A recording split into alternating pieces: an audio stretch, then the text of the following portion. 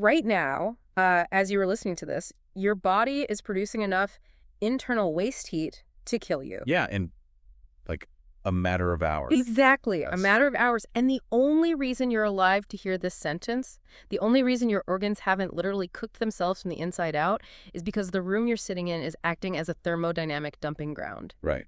Or the air you're walking through if you're outside. Yeah, exactly. You are basically constantly, desperately bleeding off chaos into the universe just to, buy yourself another second of existence. It is a really stark reality when you frame it like that because when we usually talk about human survival, we almost always lean on biology. Yeah, totally. Cells, organs, immune systems, all that squishy stuff. Exactly, the messy, squishy reality of it all. But the source text we're taking a deep dive into today, it just it strips all that away entirely. Which is wild to think about. It just ignores it. Completely ignores it. Mm. It does not care about your immune system or your genetics or your white blood cell count. It is looking strictly at the absolute unforgiving mathematical physics of staying alive. And the foundational concept here, like the way this text views you and me and, the person listening right now, is not as a biological machine at all. No, it's not. It calls us an individual dissipative structure. And I want to really unpack this because it's terrifyingly cold, but also kind of beautiful in a way. It is a very elegant framing. Right. So think of a whirlpool in a river. When you look at a whirlpool, it looks solid. It has a shape, a boundary. You can point right at it and say, oh, there's the whirlpool. But it isn't actually a thing. Not in the way a rock is a thing. It's an event. It only exists because water and kinetic energy are just violently rushing through that specific location at that specific time. Right, and if the water stops flowing for even a fraction of a second, the whirlpool doesn't just pause. No, it just ceases to exist entirely. It vanishes. That is just the perfect analogy for this framework. You are not a static object. You are a thermodynamic event. You are this localized, low-entropy anomaly. A localized anomaly. I like that. And to survive, I mean, at a fundamental, hard physics level, it means you are locked in this continuous, nonstop war against the second law of thermodynamics. Right, because the second law dictates that the universe always trends toward maximum entropy, right? Toward chaos. Precisely. Chaos and equilibrium. The universe is relentlessly trying to break down your highly ordered structure.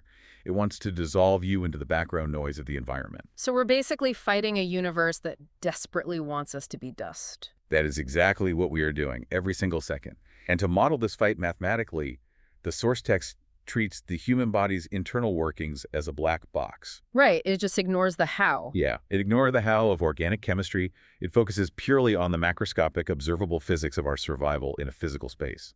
It's basically asking what are the mathematical minimums required for this human whirlpool to just keep spinning. It's exactly. But before we can even look at the equations of life and death, we have to define the board game we're playing on, right?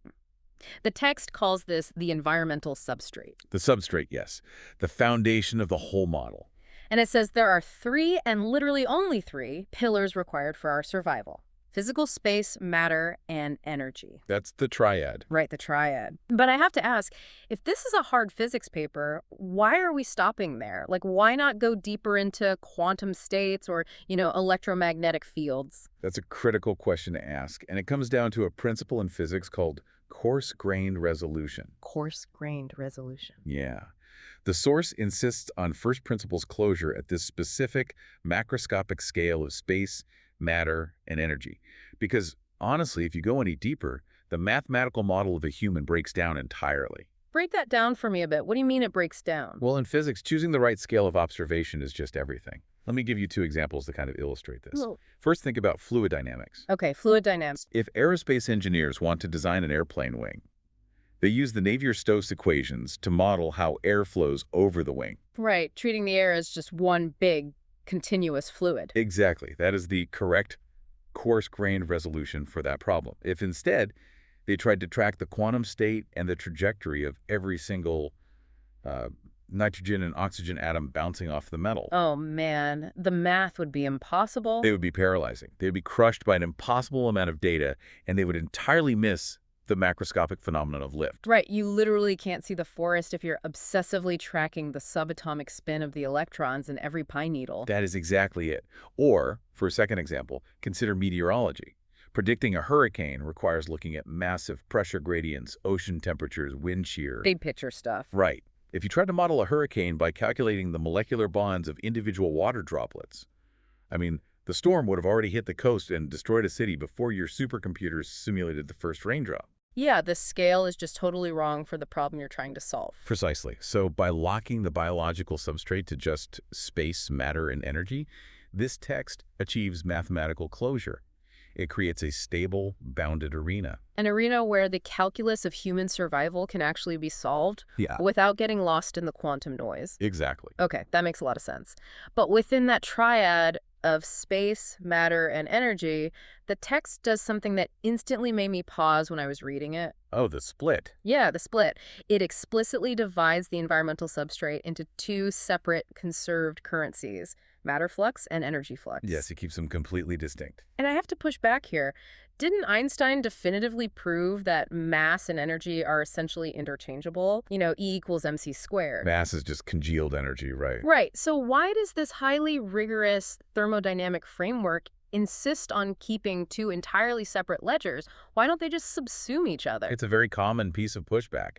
But Einstein's mass-energy equivalence is practically irrelevant at the biological scale. Irrelevant. How so? The text separates them because of the temperature scale of living organisms.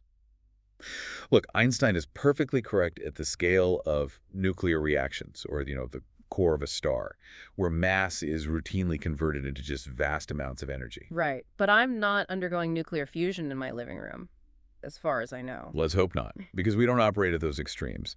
At the biological temperature of a human, roughly 37 degrees Celsius, or 98.6 Fahrenheit, our heat dissipation carries absolutely zero mass. Okay, I see where you're going with this. Right, so sweating, which is a transfer of matter, and radiating body heat, which is a transfer of pure energy, must be mathematically tracked separately. Let's dig into that. Let's look at 3 distinct biological scenarios to really prove why this split is non-negotiable for the math to work. First, imagine sitting in a dry sauna. Okay, sitting in a dry sauna. Getting hot. Your core temperature rises. To cool down, you radiate infrared energy into the room. That energy transfer involves zero mass. Right, just pure heat waves leaving my body. But you also sweat. Right. You're physically ejecting water and salt molecules onto your skin, which then evaporate to carry away heat. The matter loss and the pure energy loss are 2 completely distinct physiological pathways. So if I weigh myself before and after the sauna, the weight I lost is strictly the water, the matter. The radiated heat didn't move the needle on the scale even a fraction of a gram. Precisely. Now, for a second example, consider the difference between eating lunch and taking a nap in the sun. Eating lunch versus a nap in the sun. Okay. When you eat a sandwich, you are taking in a package of physical matter that contains tightly bound chemical energy.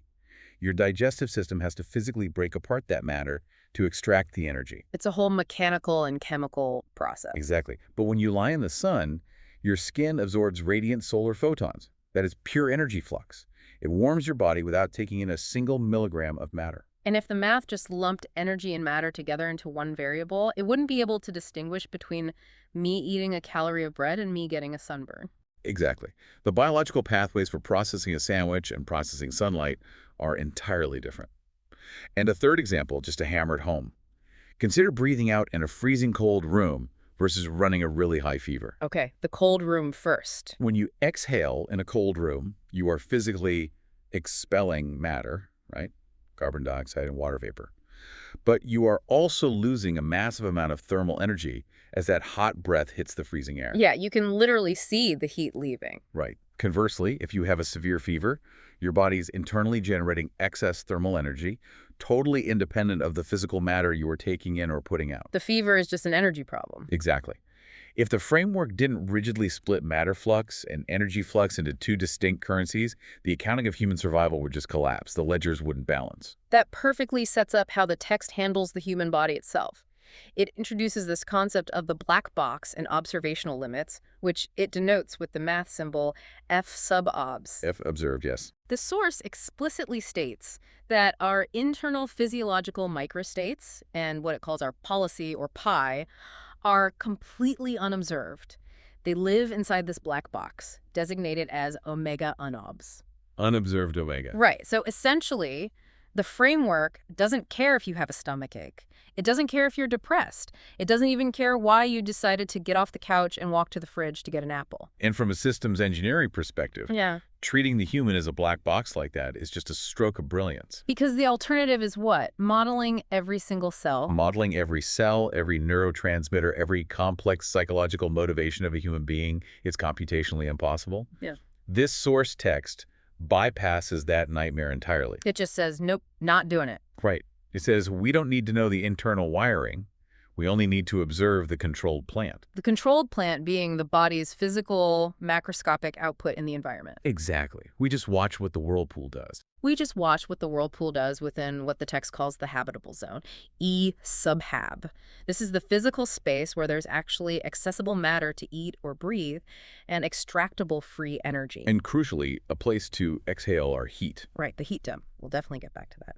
So by ignoring the internal black box and focusing only on the observable outputs in this habitable zone, the source reduces human existence to a rigorous problem of control theory and thermodynamics. It makes it solvable. So, to understand how this black box you and me interacts with the habitable zone, we have to meet the cast of characters. The text provides a really dense mathematical notation table, and we need to translate the variables of life here. Let's lay out the pieces on the board. Okay, we start with setting the stage. E sub t and S sub t. So E sub t is the environment at time t. The text defines it as physical space, multiplied by the matter reservoir, multiplied by the energy reservoir, multiplied by the ambient temperature. So it's basically the total sum of everything around you that you can interact with at any given moment. Exactly. And then S sub t is the current state. This is you. It's the full, highly multivariable state space of your physical being at that exact fraction of a second. But the most crucial variable, the one that the entire framework really revolves around, is a maintenance index, lowercase v sub t. Lowercase v sub t. When I read this, I instantly pictured v sub t as a video game health bar. That's a great way to look at it. Right. It ranges strictly from 0 to 1. A solid 1.0 means you are operating at perfect, pristine thermodynamic efficiency for your specific body. You are humming along flawlessly. Right. But 0. 0 is what the text coldly refers to as the absorbing state. Which is just a mathematically polite way of saying death. Yeah, 0 is death. And what really elevates this text is how it pairs this health bar, v sub t, with another variable, uppercase I sub t, the physical action execution interval. The action interval, this is a big one. It's massive. I sub t represents every single physical action you are currently capable of taking at time t. It is the total menu of options your physical structure can actually execute. And the text makes a really profound connection here. It states that your health bar, your V sub t, is essentially proxied by the physical width of your action interval, I sub t. Yes. As your health declines, your options literally shrink. Let's apply this to biological reality. Give me a couple of extreme examples. Sure. Let's consider an Olympic decathlete at the absolute peak of their career. Okay. Prime physical condition. Right. Their V sub t might be 0.95, extremely high. Because their health index is so robust, the width of their action interval, I sub t, is massive. They have a huge menu. Huge. Right now, in their current state, they can choose to sprint 100 meters, they can swim across a freezing lake, they can scale a wall. They can probably digest a massive influx of protein without issue. Exactly. Or fight off a mild respiratory infection without missing a single beat. Their menu of available actions is just enormous. They have a huge interval. Now contrast that with a drastically different state. Okay, consider a critically ill patient lying in an intensive care unit. Very different scenario. Very. Their thermodynamic maintenance index, their V sub t, has plummeted to perhaps 0.05. And consequently, their action interval, I sub t, has practically collapsed. The width of their interval is incredibly narrow. It's almost non-existent. They cannot run, they cannot digest solid food, they might not even be able to maintain their own body temperature without external chemical and thermal support. So their entire menu of available actions might be reduced to just drawing a shallow breath and generating a faint heartbeat. Exactly. That's the physical reality of a shrinking interval. I was actually thinking about this in terms of my own life. I pulled a muscle in my lower back a few weeks ago. Ouch. Yeah, that'll do it. Right. And suddenly, the action of simply bending over to tie my shoes was completely removed from my I sub t interval. My V sub temporarily dropped, and I realized how our physical capacity literally dictates our interaction with the universe. That's a perfect everyday example. The width of what you can do is the direct mathematical proxy for how thermodynamically alive you are. It is. And the mechanism by which we try to keep that interval wide, the way we interact with the world, brings us to the next two variables, lowercase c sub t and m sub t. Circulation and movement. Right. And these two combined form lowercase d sub t, the executed action. So circulation, C sub T, is that dual engine we mentioned earlier. It's the physical intake and excretion of both matter and energy across the boundary of your body. Eating, breathing, sweating, radiating heat, all of that. Yeah, if you feel your pulse right now, that is the literal physical mechanism of C sub T pumping matter and energy through your dissipative structure. And movement, m sub t, is physical displacement in space.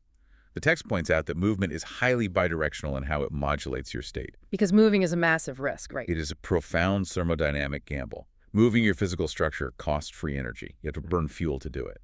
But moving is also how you find a new matter reservoir. Like walking to the kitchen to get food. Exactly. Or it's how you escape a hostile environment, like stepping out of the blazing sun into the shade to dump your heat. Every single step you take is a subconscious calculation of whether the energy spent will be recouped by moving to a better environmental state, E sub t. Okay, so we have the board, we have the players, and we have the variables. But variables are just letters on a page until they interact. They need rules. Right, there have to be rules governing how the health bar and the action interval relate to time and the universe. Which brings us to what the text calls Layer A. The backbone. Layer A is the undeniable structural backbone of the entire framework. These are the inescapable rules of the game, numbered A1 through A6. And it's worth noting the text gives these specific rules exceptionally high-fidelity confidence scores. Yeah. This is the rock-solid physics core of the theory. There's no biological fuzziness here. None at all. Let's read the core implications of A1 and A2. I'm looking at the notation, and it essentially translates to this. If the interval is empty, if I sub t equals the null set, then v sub t equals 0. Meaning, if your menu of actions is completely blank, your health bar is 0. Dying literally equals the total collapse of your action interval. Let's think back to our whirlpool analogy for a second. The action interval of a whirlpool is its capacity to draw in water and spin it. Yeah. If the river dries up, the water stops flowing. The whirlpool's capacity to act becomes mathematically 0. The interval is an empty set. And the absolute moment the interval is empty, the whirlpool ceases to exist. It isn't paused. It isn't hibernating. No, it is gone. When your capacity for physical action shrinks to absolute 0, the dissipative structure that is you dissolves. It's like going to a restaurant and the menu they hand you is just a blank piece of paper. You can't order. If you can't order, you can't eat. If you can't eat, you starve. No actions available means no life. And that leads directly into rules A3 and A4, which map out the actual dynamics of that collapse. Yes, A4 is where the math becomes incredibly stark. The equation explicitly states V sub t equals 0, implies V sub t plus k equals 0. If your health bar hits 0 today, it remains 0 for all future time steps, t plus k. In probability theory, and in the study of stochastic processes, this is formally known as an absorbing state. Now, normally when I hear absorbing state, I think of the cliche analogy of a shattered teacup. You know, you drop a cup, it shatters, and it never spontaneously reassembles. Right, the classic physics textbook example. But we are talking about biology here. Can you give me a more visceral example of an absorbing state in a biological dissipative structure? Sure. Let's use a deeply biological thermodynamic example. Frying an egg. A frying egg, okay. When you crack a raw egg into a hot pan, the heat energy violently interacts with the proteins in the egg white. Those proteins, which are normally neatly folded up, begin to rapidly denature. They turn white and get solid. Exactly. They unfold and tangle into a massive rigid web. That is a permanent state change. You can take that pan off the stove, you can put the pan in the freezer, you can wait 1,000 years. But it's still a fried egg. It is still a fried egg. Those proteins will never, ever spontaneously untangle and refold back into a clear, raw liquid. The thermodynamic damage is irreversible. So the egg has entered an absorbing state? Wait, couldn't you technically unfry it with, like, some insane chemical process in a lab? Even if you used chemical chaperones to force the proteins apart, you have entirely changed the energetic state and applied external work. The original spontaneous dissipative structure of the raw egg is permanently gone. That makes sense. Thermodynamics always wins. Right. A Markov chain is a mathematical system that transitions from one state to another based on probabilities. Usually you can move back and forth, You get sick, your V sub T drops to 0.6. You rest and eat, it climbs back to 0.8. You recover. You recover. But an absorbing state is a trapdoor. Once the biological structure denatures to a point of zero capacity, the probability of leaving that state is precisely zero. The arrow of time only points in one direction once you cross that threshold, which perfectly introduces the ultimate antagonist of our existence here. Rule A5 brings in the villain of the piece. The Greek letter 11, specifically Aleph sub T, exogenous inevitable drift. Exogenous inevitable drift. The math states that the expected value of this drift is always less than or equal to 0. This variable is the literal mathematical embodiment of the second law of thermodynamics applied to biology. I want to dwell on this because it is the fundamental reason life is a struggle. Yeah, let's unpack it. The universe is intrinsically, passively hostile to your highly ordered structure. The text uses this great phrase, change is inevitable, the individual conforms. The individual conforms. Wow. Your environment degrades you by default. Your health bar, V sub T, is constantly being pushed down by E sub T. But wait, let me play devil's advocate for a second. What if I'm standing outside on a beautiful sunny spring day, it's 72 degrees, there's a light breeze, the environment feels amazing? That is lovely. Right. How is the expected value of psi sub T still negative in that scenario? How is that idyllic environment degrading me? Even in that perfect scenario, the physics remain absolutely ruthless. The ultraviolet radiation from that pleasant sun is constantly hitting your skin, right? Yeah. That radiation is causing microscopic damage to the DNA in your epidermal cells. It is forcing your body to expend energy repairing thymine dimers just to prevent cancer. Oh, wow. And the oxygen you are breathing, while obviously necessary for life, creates highly reactive free radicals in your mitochondria. That causes oxidative stress, which slowly damages your cellular machinery. Every single time your cells divide, your telomeres shorten slightly. So you're saying biological aging is just the macro expression of C sub T? Precisely. Just as a jagged, majestic mountain range is relentlessly eroded into flat plains by wind and rain over millions of years, your biological structure is subjected to continuous microscopic erosion. The universe just prefers flatness. It prefers equilibrium. It prefers disorder. The baseline is always degradation. If you do absolutely nothing to counter it, you die. And the only way we counter it is through Rule A6. A6 states that our executed actions, a sub T, are determined by our policy, pi.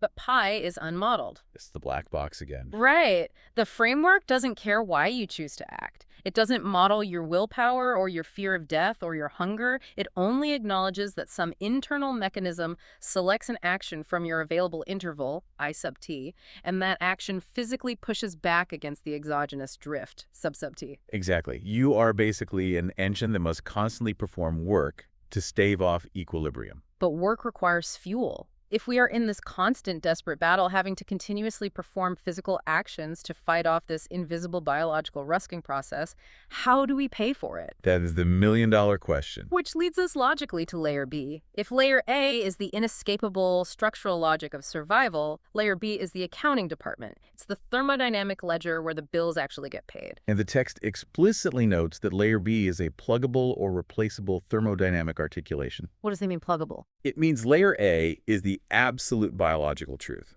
Layer B is just one highly specific, rigorous way to mathematically translate dissipative structure maintenance using the formal language of modern thermodynamics. Okay, got it. Let's open the ledger then. We start with the entropy balance sheet. The notation here is S dot superint sub T. I'm going to read the absolute core rule of life according to this sheet. Go for it. To maintain order, your entropy export must be greater than or equal to your internal entropy production. The symbol for internal production is sigma sub T. I really want to break down this inequality exhaustively, because it is literally the secret to continuous life. Let's look at sigma sub T. The equation states that sigma sub T is greater than or equal to 0. Okay, what does that actually mean in practice? It means that just by existing, you are an entropy factory. Think about the friction of blood pumping through your vascular system. Think about the lactic acid building up in your muscles when you walk. Or just the heat my brain is generating right now. Yes. The literal thermal heat generated by your neurons firing right now as you process my words. No physical process is 100% efficient. Everything you do produces waste chaos. So even if I sit totally still, meditating in a perfectly quiet room, my basal metabolic rate guarantees that my sigma sub T is producing entropy. I am constantly generating chaos inside my own body. Yes. You are. And if that internal chaos is allowed to build up, your structure will degrade, your V sub T will plummet, the whirlpool will choke on its own turbulence. You just fall apart. Therefore, the absolute most critical function of a living organism is that we must dump this chaos into the environment. We have to export our entropy faster than we produce it. How exactly do we do that? Because the text highlights a massive, slightly terrifying revelation here. The mathematical equation for net entropy export has a dominant term. J super E out divided by T super NV sub T heat dissipation. This is the heat sink revelation. It's huge. Explain that to me. When we look at all the ways a human body can export entropy, excreting waste matter, exhaling carbon dioxide, by far the most thermodynamically significant method is dumping waste heat into the physical space around us. Because all those metabolic processes generate heat. Right. And that heat is the physical carrier of your internal entropy. You literally bleed chaos by bleeding heat. But here is the catch in the math, and it's a really big one. Let's look at that fraction again. J super E out, which is your outward heat flow, divided by T super NV sub T, the ambient temperature of your environment. Denominator. Right. For this fraction to represent a successful export of entropy, the denominator, the ambient temperature, must be lower than your body temperature. And this is perhaps the most chilling physical constraint on human existence. Yeah. The universe around you must be cold enough to absorb your waste heat, or you die. Heat only flows one way. Exactly. By the laws of physics, heat only slows along a gradient from a warmer body to a colder body. If the environment is hotter than you are, that thermodynamic gradient reverses. The environment attempts to dump its entropy into you. So we are entirely, completely dependent on the physical space around us acting as a thermal garbage dump. Yes. If the universe isn't cold, we die. If we cannot dump our heat, we cannot dump our entropy. The internal chaos spikes, the proteins denature, and the dissipative structure collapses. Okay, so that is the brutal expense side of the ledger. We constantly have to pay the toll of entropy. Now let's look at the revenue side. The free energy balance sheet represented by G dot sub T. The energy we take in to fuel the fight. Exactly. The equation says our net free energy is our intake free energy carried by matter, like the food we eat, minus maintenance work, minus movement work, minus dissipation. It's just basic thermodynamic bookkeeping. You have a gross income, which is the calories tightly bound to your food and the oxygen in the air. But you instantly have fixed operating costs. Like what? Maintenance work, keeping your liver filtering, keeping your diaphragm pumping. Then you have variable costs movement work, represented by walking, running, foraging. And then dissipation is just the cost of doing business. Right. The thermal energy lost is waste heat just running the biological engine. Now, I have to stop you here. I need to push back on this math, because if my health bar, my V sub T, goes up when I have a surplus of free energy, when my gross income exceeds my costs, why can't I just game this system? What do you mean? What if I mimic Olympic swimmer Michael Phelps? What if I sit down and eat 10,000 calories of pure free energy in one sitting? My gross income skyrockets. Why doesn't my V sub T health index just shoot past 1.0? Why don't I become a biologically immortal god? It's a brilliant question, honestly. Yeah. And answering it requires us to connect layer B back to the structural backbone in layer A, specifically the clip 0 to 1 function we discussed earlier. Oh, right. The health bar cap. Remember, your state is mathematically clipped between 0 and 1. You cannot be more than alive. 1.0 is the absolute maximum thermodynamic efficiency of your specific structural capacity. Right. I can't level up past 100% health. But what happens to 10,000 calories then? This is where the coupling of the two ledgers comes in. If Michael Phelps eats 10,000 calories, he uses that massive influx of free energy to fuel massive movement work. He swims for 8 hours, he burns it off. Okay, so his ledger's balance. But if you eat 10,000 calories and sit on the couch, your body cannot instantly convert that surplus into a higher state of existence. Instead, it has to manage that excess matter and energy. It tries to store it. Right? It tries to convert and store it as adipose tissue, fat. But the biological process of digesting, converting, and storing that massive influx requires intense metabolic work. And work generates internal entropy. Exactly. By taking in too much free energy without matching it with movement work, you dramatically spike your internal entropy production, your sigma sub T. Your body temperature actually rises. So eating too much makes me hot. And if you cannot dissipate that excess heat fast enough, the energy surplus actually becomes a thermodynamic penalty. It causes uncontrolled internal entropy growth, which drags your V sub T down. Overeating literally stresses the dissipative structure. Which perfectly explains the phi function. The text introduces phi as the grand coupling equation uniting both ledgers. It mathematically summarizes this exact dynamic. Yes, the coupling. It says a free energy surplus grows your health bar, V sub T, but only up to a point. Uncontrolled internal entropy strictly penalizes it. And movement, H, is the bidirectional modulator. Movement is the grand thermodynamic wildcard. Executing physical action drains your free energy ledger. That is a guaranteed mathematical penalty. You have to burn gas to drive the car. Exactly. But moving can save you by physically displacing you to a location with a new matter reservoir like finding food. Or it can save you by displacing you to a colder environment, restoring your heat sink. Right, getting out of the sun. Conversely, moving aimlessly in a hot, barren desert exhausts your free energy and generates internal heat that you cannot dissipate, vastly accelerating your death. Every action is a calculated risk. So if this dual ledger of energy and entropy goes bankrupt, the dissipative structure fails. The whirlpool vanishes. Now, a lesser paper might just vaguely say, oh, if the ledgers failed, the organism expired. Right, they leave it conceptual. But what is incredible about this text is that it formally and mathematically proves exactly how this failure happens. It lists 5 falsifiable corollaries, labeled CI through CV. It dictates the exact modes of human death based on which specific part of the thermodynamic substrate is removed. This is where the abstract physics becomes brutally medically concrete. By formalizing these corollaries, the text transitions from a theoretical framework to a falsifiable scientific paradigm. We can test these mathematically predicted modes of death against observed human biology. Let's walk through this morbid table of corollaries.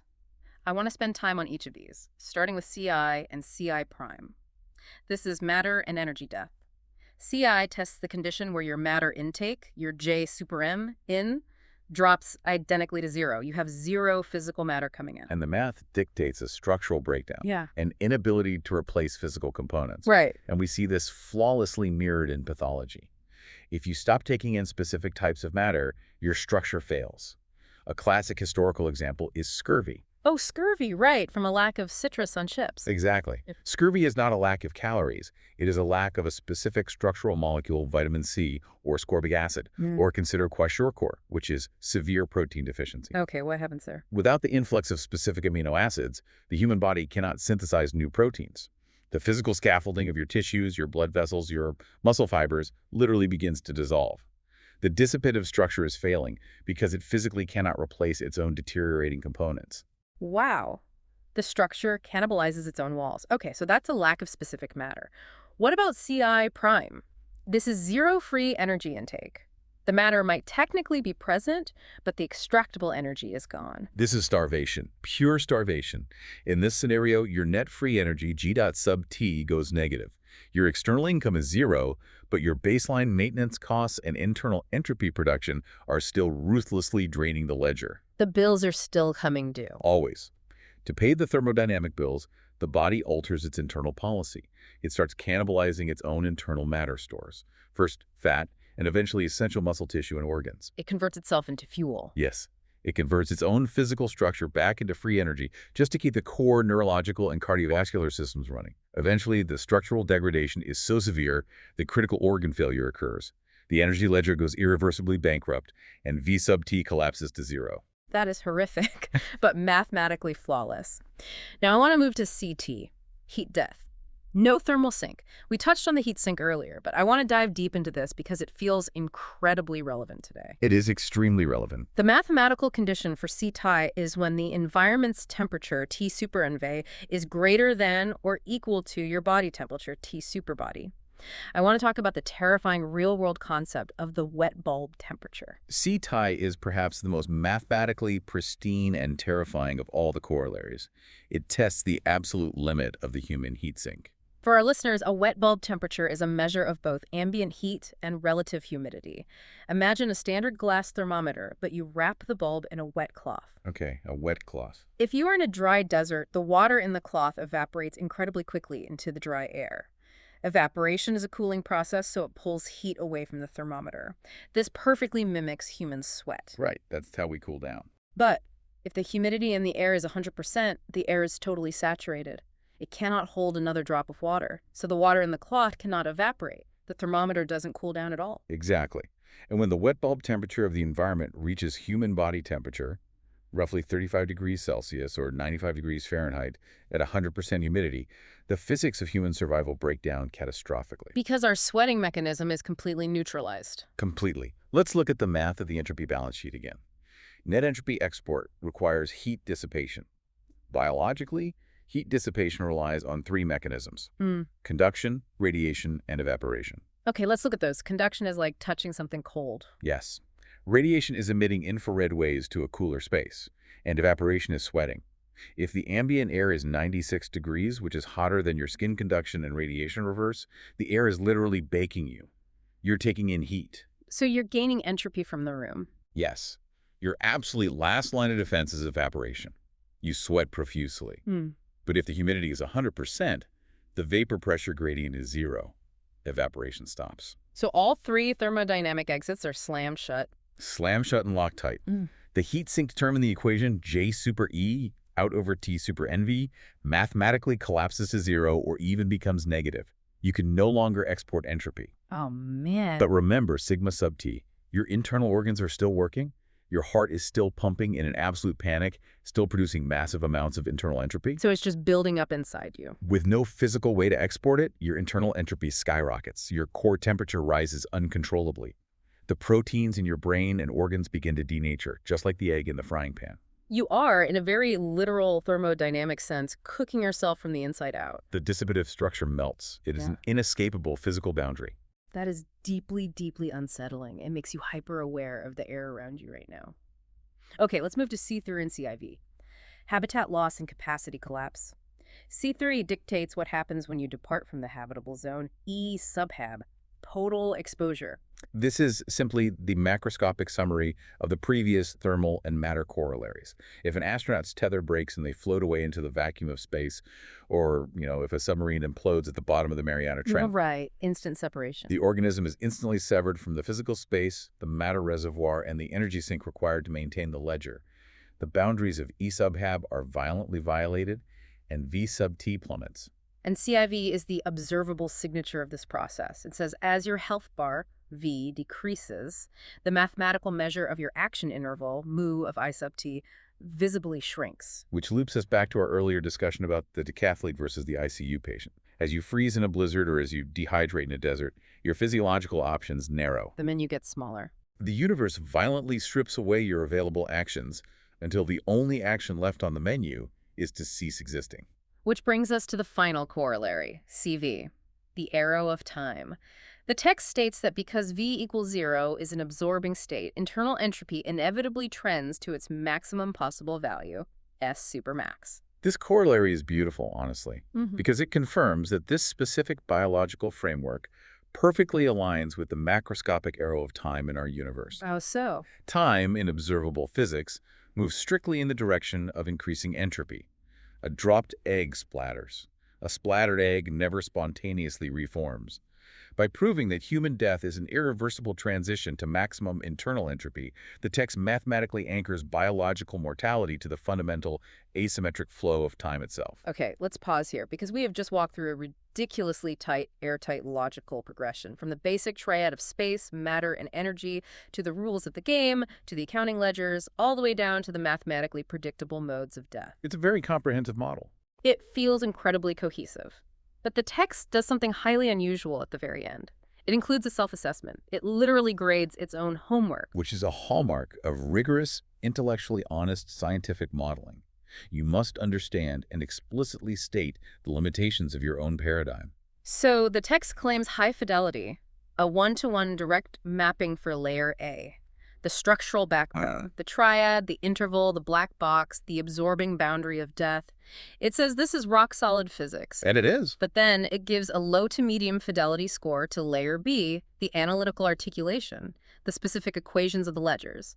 And the final confidence score it calculates, conf prime, is about 52%. I'm looking at the math. 0.86 times 0.90 times 0.76 times 0.88 equals 0.52. Right. 52%. Now, I have to push back hard here.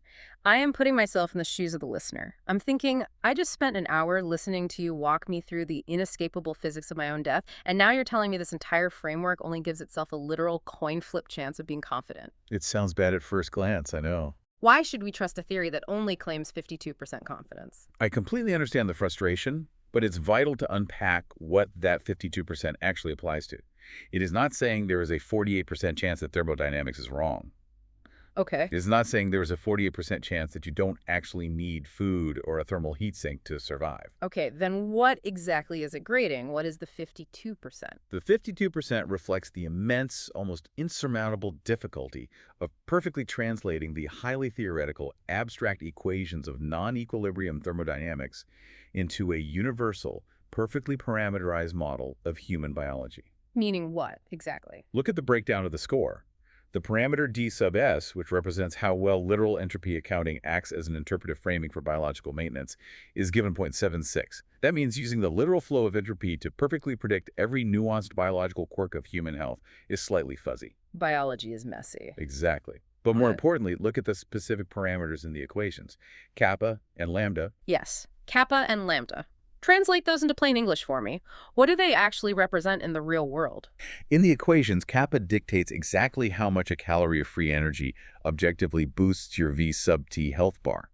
Lambda dictates exactly how much a single unit of internal entropy penalizes it. Okay. The low confidence score is an admission that these parameters are currently mathematical abstractions. They vary wildly from person to person. Oh, I see. The kappa value of a carbohydrate calorie for an elite marathon runner is vastly different than the kappa value of that exact same calorie for someone with severe insulin resistance. The baseline internal entropy production, the lambda penalty, changes based on your genotype, your age, your altitude. Ah, okay. So the backbone, the fact that you need matter, energy, and a thermal sink, and that if you lose them, your action interval collapses, that is 100% true. Yes. The 52% is the author basically saying, we might not have the exact mathematical conversion rate between you eating a cheeseburger and the exact microfluctuation in your internal entropy production perfectly nailed down. Exactly. It's epistemic humility. Mm. The framework says this is one mathematically rigorous, self-consistent way to model dissipative structure maintenance. It actively invites refinement from the scientific community. Right. The fuzziness lives in dialing in the specific biological parameters, not in the structural reality of the absorbing state of death. So what are the actual next steps then? The source's conclusion says that to make this operational, to get that confidence score up, we must map these abstract functions to empirical curves. What does that look like in the real world? It's a call to action for physiologists and biophysicists. We have the theoretical equations. Now we need to stress test the collapse of the action interval, I sub t, under real-world boundary conditions. How do you do that safely? We put human subjects safely, in clinical settings, into controlled environmental chambers. We subject them to mild hypoxia low oxygen, cutting off the matter flux, or hyperthermia high ambient heat, cutting off the thermal sink. And we watch what happens to the menu. Precisely. We measure exactly how the observable action interval shrinks. When the ambient temperature in the chamber hits 40 degrees Celsius, exactly which physical actions drop out of their capability? Do fine motor skills degrade first? Does cognitive processing slow down? You graph the collapse. Right. By mapping those empirical observable data points back to the abstract phi function, we can finally assign real numerical values to kappa and lambda. We turn this abstract thermodynamic model into a precise predictive tool for human performance and survival. That's incredible. Okay, let's bring this all the way back down to earth. I want to ground this in the immediate reality of the person listening. If you take one thing away from this massive, heavy dive into the thermodynamics of your own body, it's this: everything you do. Every single thing. Taking a breath, walking to your car, drinking a glass of cold water, sitting in an air-conditioned room. Mm-hmm. It is all part of a continuous, desperate, subconscious mathematical calculation to keep your V sub T health bar above zero. You are a dissipative structure. You are a localized whirlpool of matter and energy, and you are constantly, relentlessly managing your internal entropy to keep the water spinning against the pull of the universe. And that leads to a final, slightly provocative thought I want to leave you with. We spent all this time talking about the rigid, unforgiving boundaries of the physical universe, the exogenous drift, the inescapable second law of thermodynamics, the absolute necessity of the cold heat sink. The harsh physics. The physics absolutely unequivocally dictate the outer boundaries of your action interval, I sub t. The physics hold the gun. But remember the unmodeled policy, the variable pi. The black box. The ghost in the thermodynamic machine. Yes. The physics constrain the menu, but you choose what to order. The laws of thermodynamics dictate the exact size and temperature of the room you are in, but they do not dictate where you decide to walk within that room. That's a great distinction. Your unmodeled free will, your internal pi policy, is what decides which executed action, a sub T, to take inside that shrinking or expanding interval. We are physically bound by the math of entropy, yes. But inside that math, we still decide how we dodge the bullet every single second of every single day. It is a remarkable synthesis. We are just a whirlpool fighting the river, but we get to choose how we spin. That is a wild, profoundly empowering way to look at the world. Thank you for joining us on this deep dive into the absolute foundational math of staying alive. Go drink some water, find a cool room to dump your internal entropy, and we'll catch you on the next one.